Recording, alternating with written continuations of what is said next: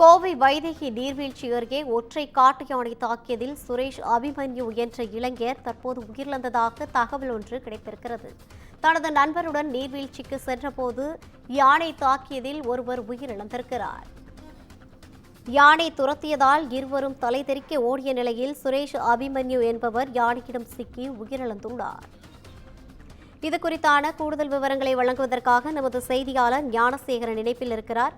வணக்கம் ஞானசேகரன். ஒற்றை காட்டு யானை தாக்கி ஒருவர் உயிரிழந்திருப்பதாக தகவல் கிடைத்திருக்கிறது. இது குறித்தான கூடுதல் விவரங்களை பதிவு செய்யலாம். வணக்கம் ரவீனா.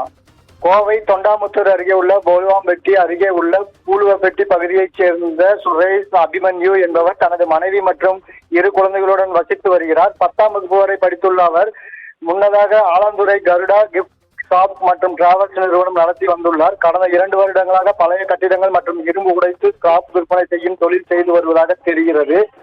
சமீபத்தில் மகனுக்கு பள்ளி விடுமுறை என்பதால் தனது மனைவி மற்றும் குழந்தைகளுடன் 1 வாரத்திற்கு முன்பு மனைவியின் தந்தை வீட்டிற்கு அனுப்பிவிட்டு வீட்டில் தனியாக இருந்துள்ளார். நேற்றிரவு சுமார் 11:30 மணி அளவில் சுரேஷ் அபிமன்யு தனது நண்பரான நரசிபுரம் பகுதியைச் சேர்ந்த சரவணன் என்பவருடன் இருசக்கர வாகனத்தில் வைதேகி நீர்வீழ்ச்சி செல்லும் வழியில் உள்ள தோட்டத்திற்குள் தங்குவதற்காக சென்று கொண்டிருந்தனர்.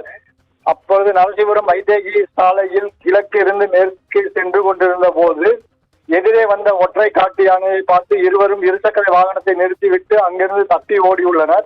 அப்பொழுது காட்டு யானை சுரேஷ் அபிமன்யுவை துரத்தி சென்று தாக்கியதில் அவர் தலை மற்றும் இடுப்பு எலும்பு முறிவு ஏற்பட்டு சம்பவ இடத்திலே மயங்கி விழுந்துள்ளார். தகவல் அறிந்து சம்பவ இடத்திற்கு விரைந்து வந்த போலுவாம்பட்டி வனத்துறை ஊழியர்கள் சுரேஷ் அபிமன்யுவை மீட்டு ஆம்புலன்ஸ் மூலம் கோவை அரசு மருத்துவமனைக்கு அனுப்பி வைத்தனர்.